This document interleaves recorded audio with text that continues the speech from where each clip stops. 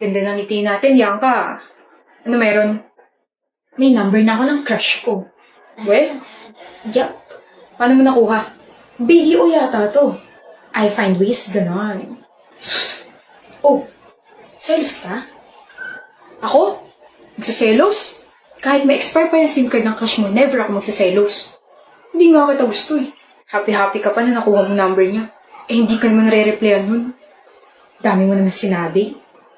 Oo, at hindi lang naman yung gusto kong sagot. Eh, sa hindi nga ako nagsaselos. Kulit naman ito eh. Tsaka bakit mo ba tinatanong yan? Pakala mo ba sa feelings ko? Baka kasi na-stuck ka sa one-sided love. I'm your only friend, Dale. Concern lang ako. Ako? Masastuck sa one-sided love. Swerte naman ng tao magugustuhan ko.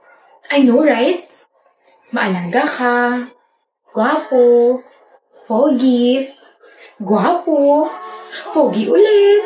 Hoy, talino ko.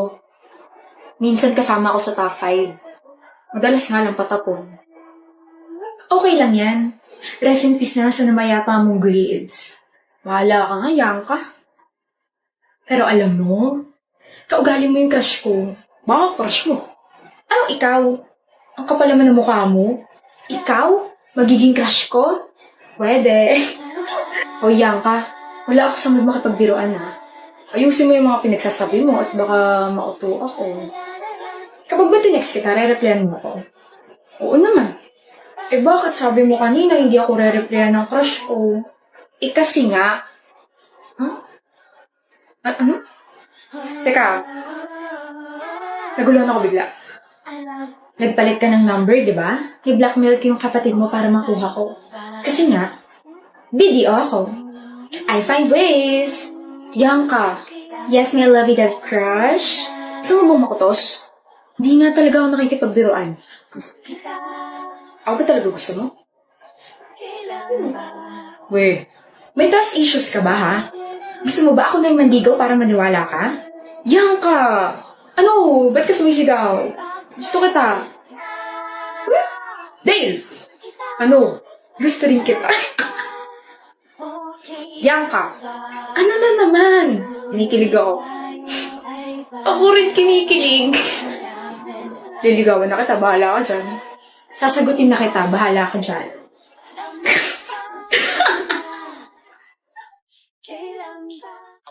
Excuse me po mga ma'am, huwag po tayo masyadong maingay kasi may mga nag-aaral po tsaka may iba pong tao dito sa coffee shop. Salamat po. Look! Paul, huwag ka kasi maingay. Kanina pa tayo ng CCT. Bakit ba gusto ko mag-ingay? Public place naman to. Picture mo na kasi ako. Yung maayos huwag naman yung blurred. Saan ba ka ito pipicturan? Dito sa may tabi na upuan. Layuan mo bakas! Ikaw kaya lumayo, Fina. Ang sigit na dito sa pwesto ko. Malit naman kasi nitong coffee shop na to, ikairita. Aray! Ano ba? Uy! Oh. Miss, hindi ka ba magsasorry? Ako na yung nasaktan. Ako pa yung magsasorry. Ikaw yung nakatama sa kanya eh. Eh di sana hindi kayo dyan pumwesto. Uy, Fina, ano ka ba? Magsorry ka na lang. Wag Kim, okay lang. Hayaan mo na. Oh, hayaan naman pala eh. Eh di tapos ang usapan. Cast picture mo na kadali. Hayaan? Eh kanina pa sila magulo, Sere. Excuse me? Magulo? Nasa public place tayo. Hindi ba pwede magsalita? Magpicture? Nagsisigawan na kayo simula kanina pa. Ingay-ingay nyo, lalo ka na. Hindi nyo ba nakita yung sign sa counter na huwag masyadong maingay dahil may mga nag-aaral at nagre-relax dito? Be considerate naman mga miss. Tama mo sinabi, di sorry. Huwag sa akin. Mag-sorry ka sa girlfriend ko. Lah, sorry miss ha.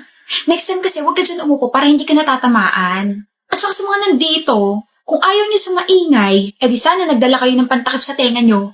Ano ba, Fina? Mahiya ka naman. Tayo yung mali. Mag-sorry ka na lang ng maayos. Ano ba? Miss, I think you should leave this place para hindi ka na makaabala pa. Aalis na po kami. Sorry sa abala. Sorry po if natamaan ka ng friend ko. Ay wow, Guard ka? Kapal naman ang mukha mo, paalisin ako. makapal talaga mukha ko kasi ako po yung may-ari nitong maliit na coffee shop na to. OMG. My name is Sarah Andres at halika po sa office ko para makapag-usap tayo ng maayos. Ayoko. Wala akong pakialam. Kung gano'n naman pala, pwede na po kayong malis. Di na ako babalik dito. Mas maganda nga po siguro kung hindi na po kayo bumalik dito para wala na kayong maabala ng mga customers. And sana makapag-reflect po kayo na hindi lahat ng pinupuntahan yung lugar ay pwede na po kayo sumigaw ron at pag-ingay. Papangit ninyo. Liga na nga! Sensya na talaga. Have a nice day! Sa mga nandito po, pasensya na po talaga. Okay ka lang, mahal? Oo. Dadating girlfriend ko. Huwag sana kayo magulo. Finally. Hoy Lloyd, huwag ka raw magulo. Sira ulo. Ikaw huwag magulo, Antonio. Guys, please. Oo na. Mababait naman talaga kami, sorry ni. Don't worry. I'm serious. Seryoso rin kami. I trust you both. Ngayon mo pa rin siya ipapakalala, di ba? Maganda ba? I stalked her yesterday. She's hella photogenic. Magpapanlin lang pre. Maraming mala itsura sa pictures nila. Kala mo maganda pero bagsak pala. What? Wala. Antonio, why would you stalk her? Curiosity. She's here.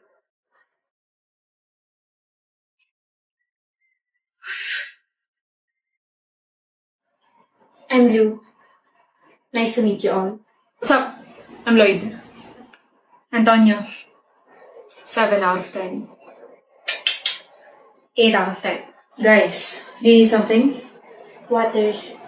Noted. I'll be back. Take a seat. You're right. Gano'n na kaya katagal ni Zorin? 1 month. Ano gusto mo sa kanya? He's smart and may sense kausap. Matalino at may sense nga kausap. Pero alam mo bang hindi loyal yan? Kahapon nga lang may kasamang babae yun eh. Magka-holding hands pa sila. Sa aming tatlo si Zorin ang pinakamatinig sa chicks. Hindi kasi seryosoy nun. Maraming babae yun. Ang lukot-lukot siguro ng buhay niyo, no? Ano? You're both shameless and disrespectful. Tama nga talaga na my boyfriend's friends will never be my friends. Seryoso mo naman masyado. Well, the fact that you rated me means pasok ako sa standards niyo. But too bad. Mas gwapo pa talampakan ng boyfriend ko kaysa sa inyo. Sabi mo? Here, babe. Thank you. What the— Yo! That's rude. Mas rude kayong dalawa. Aalis na ako, Zorin. Thank you for the warm welcome. Sama na ako. Really, Zorin? Iiwan mo kami? Yeah. Look. 1 taong mahigit ko siya niligawan. At ayoko mawala siya sa akin dahil sa inyo. Nakiusap ako sa inyo kanina, di ba? Alam ko mga siraulo kayo, pero wala akong kaibigan na bastos. Yun lang.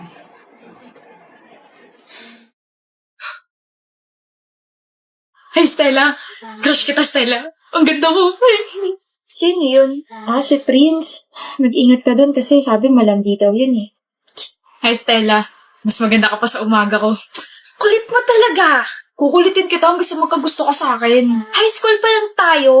Ano naman? E di mag-aantay ako. Tumigil ka na sa panliligaw, Prince. Ha? Bakit? 1 taong ka na nanliligaw, tumigil ka na. Okay lang, Stella. Sige, una na ako. Kasi sinasagot na kita. Okay lang. Huh? Huh? Stella, my love. Apples for you kasi you're the apple of my eye. Thank you, babe. Stella, my love. Happy graduation at saka happy 4th anniversary. Next year ako naman. Lintik kasi nabagsak yan eh. Sana nandiyan ka pa kasi pakakasalan pa kita. Thank you. Happy 4th anniversary din, babe. Nandito lang ako palagi. Pakakasalan kita ha. Oo. Hindi ko na kaya, Stella. Alam ko naman maganda trabaho mo, pero pagod na ako sa pressure na binibigay mo sa akin. Nag-a-apply naman ako sa mga kumpanya, pero wala talaga eh. I'm trying. Then try harder. 1 taong ka na walang trabaho, Prince. Konting pasensya pa, Stella. Please, stay with me. Konting pasensya pa. Makakasalan pa kita. Ito na lang palagi yung pinag-aawayan natin. Ubus na yung pasensya ko. Sorry. Kasal ka na. Congrats. O, Panyo. Ba't ka umiiyak, mahal? I just can't believe na yung huling nagka-jowa sa aming magkakaibigan, siya pa unang kinasal. Masaya lang ako para sa kanya. Ikaw na next. Sa January, ikakasal na tayo, Stella. Thank you for not giving up on me. Thank you sa pasensya at pagtitiwala mo. Thank you dahil bumalik ka nung araw na yun. Prince. Stella. Bumalik ka, Stella. Hindi dapat kita tinalikuran. I'm sorry. Thank you. Pag-iigihan ko pa. Thank you. Nandito lang ako. Malalagpasan natin to. Na-promote ka na naman sa trabaho mo, ha? Ikaw rin naman, Di ka rin nagpapatalo, eh. Ang layo na nung narating mo, Prince. I'm so proud of you. No, mahal. Ang layo na nung narating natin. Natin, Stella, ha? Natin. Kaya I'm so proud of us. Naiiyak na naman talaga ako. Faith, kakain ka na ba? Sino kasabay mo? Yung mga friends ko na tiga-ibang course. Bakit? Pwede ba sumabay? Dali na. Kasi Nari. Bakit? Bawal? I'm actually okay with you joining us, pero kasi I have to ask my friends first if okay sa kanila. Tama, huwag na nga. Hi, Faith! Hi, Nari. Sorry kahapon. Uy, no, it's okay. Hindi ka galit? Hindi, ano ka ba? Sige. Faith? Bilang pambawi sa pag-reject mo sa akin kahapon, ilibre mo naman ako. Bakit? Kasi di ba hindi niyo ako sinama sa lunch niyo kahapon? Nakakatampo. Ilibre mo na lang ako. Hindi ka galit pero nagtatampo ka. Sabi ko naman sa'yo, di ba, I have to ask my friends permission muna. Ayaw mo ako ilibre? Di naman sa ayaw, pero kasi I don't think we're close enough para ilibre kita. So ililibre mo lang isang tao kapag ka-close mo na. Hindi mo nga ako sinama kahapon. Ako na ngayon lumalapit para makipag-close sa'yo, tapos ngayon sasabihin mo, I'm sorry. Ewan ko sa'yo, choosing.